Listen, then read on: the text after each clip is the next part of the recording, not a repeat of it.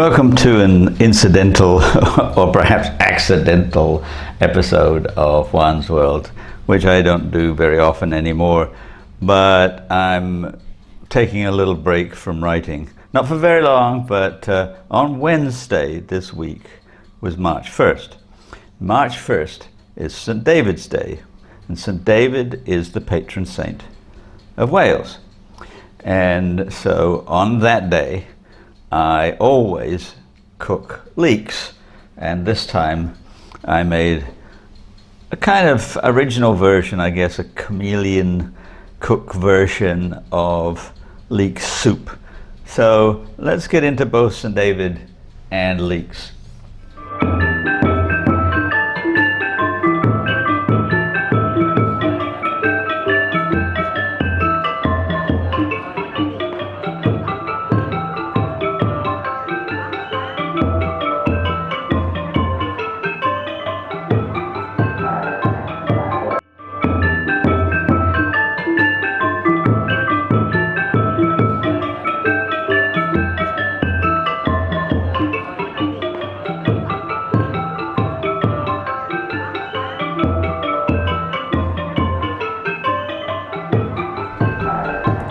Now, David was a 6th century archbishop in Wales, and quite a lot of hagiography concerning him, and it's reputed that his bones are still in a reliquary in the town that is now called St.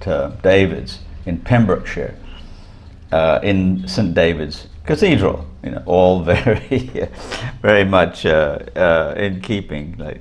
So he's a very much revered saint within Wales, and Welsh national identity is collected around St. David in much the same way that Irish identity is collected around St. Patrick. Scottish around St. Andrew, and to an extent English around St. George. But March 1st is St. David's Day. It's not a national holiday.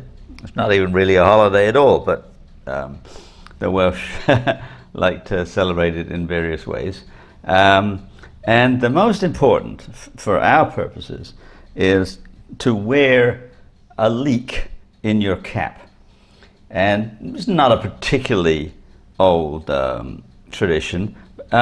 Supposedly goes back to the 12th century, but I don't think that that's truly accurate. But if we look at Shakespeare's Henry V, Act 5, Scene 1, we find this dialogue between the man who's called Llewellyn. Now his real name is probably Llewellyn, or Llewellyn, but that the English can't pronounce the barred L, so instead of chl, they pronounce it fl, which is why you sometimes see people with the name Floyd as their first or last name, which is really Cloyd, which can also be spelt Lloyd, LL at the beginning.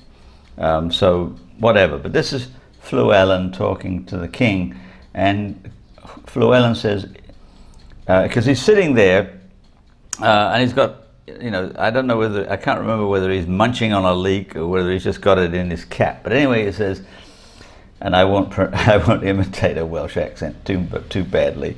If your majesty is remembered of it, the Welshmen did good service in a garden where leeks did grow, wearing leeks in their Monmouth caps, which your majesty knows to this hour is an honourable badge of the service, and I do believe your majesty takes no scorn to wear the leek upon St. David's Day.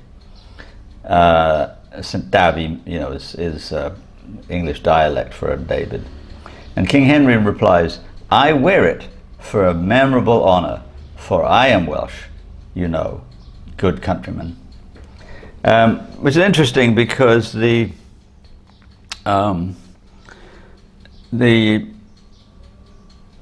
monarchy in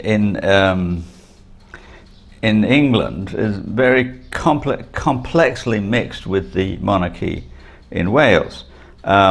and it wasn't actually until the time of Henry VIII, when Wales and England were more or less pushed together as one country,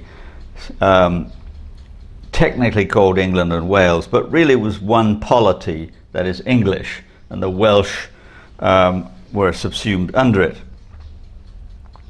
Although interestingly, the Welsh continued to speak Welsh as the dominant language for a very long time after that, even though they were subsumed in the in the English polity. Whereas Scotland, very interestingly,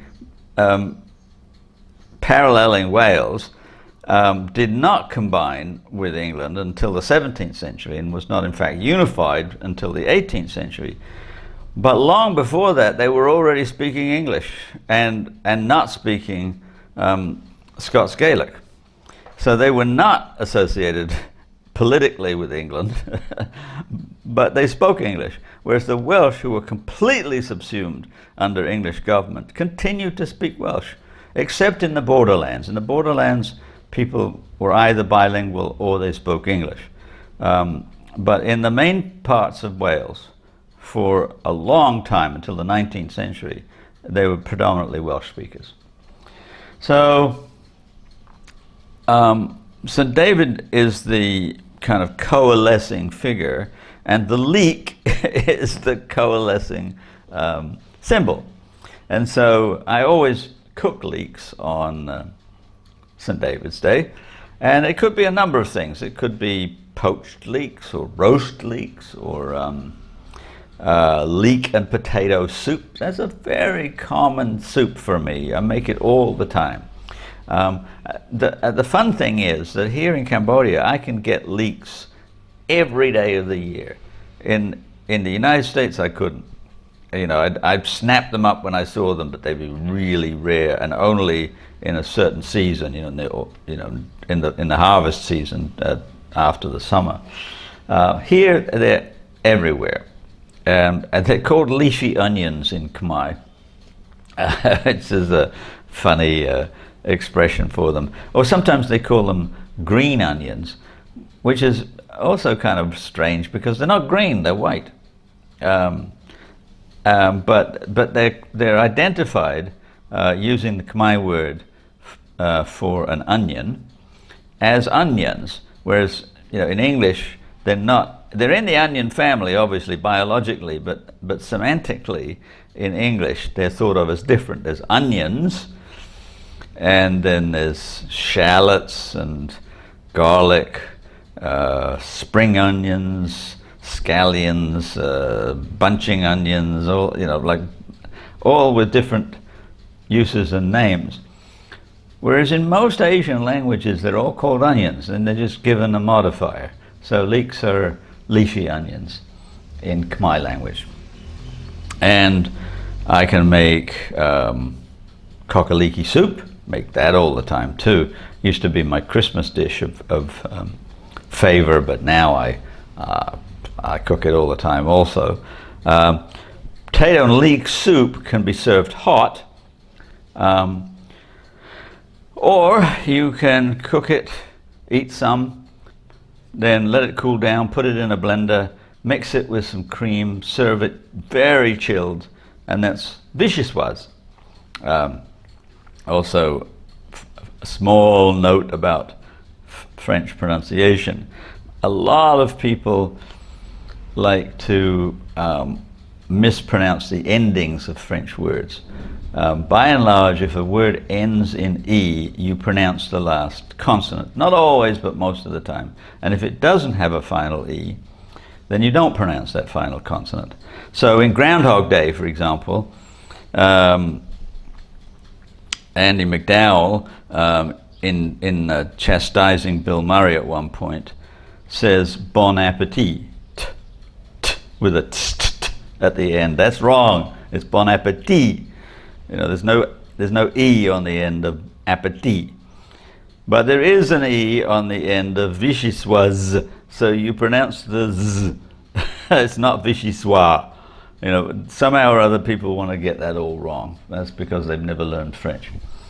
So anyway, we've got cold soups, hot soups, just a plain leek soup is fine too. But I thought that as a special treat for this time, I would make a kind of French onion soup, except I would make it with leeks rather than with onions. It's otherwise pretty much the same, not quite the same. So let's just take a look. First off, I chopped up some leeks, and I also had some Cambodian bacon, which you don't use in French soups of any sort, but not in French onion soup. French onion soup normally has a really rich beef broth base, but I thought I will bring some changes here. Leeks and bacon sounds good. So I chopped up some bacon and then sauteed with some chopped up onions and leeks. I mean, mostly leeks, but a small amount of onion just to give a little bit of body as well. And just put it on the hob and let it do its thing in a lot of olive oil.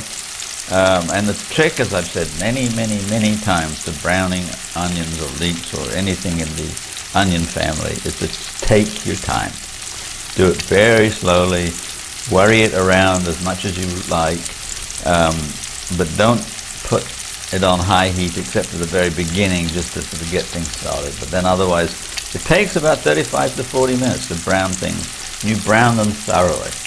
So once you've browned everything thoroughly, then you add some broth. In this case, also to be a little bit fusiony, I used a pork broth. So it's bacon and pork as the broth basis, and then browned leeks, and then simmer, and simmer, and simmer, about an hour. Then off into the fridge overnight. Always a good thing to do, to take your soup or your stew, cook it as long as it's necessary, and then pop it in the refrigerator overnight, and it just enriches everything. The enzymes go to work and produce some sugars and some complex flavors. Next day, take it out, heat up the soup, and then put a roundel of toast on the top. Cover with some good melting cheese, and then pop under the broiler to melt the cheese over the toast, and you have Indo-Chinese leek soup. Here's the product. Quite delicious.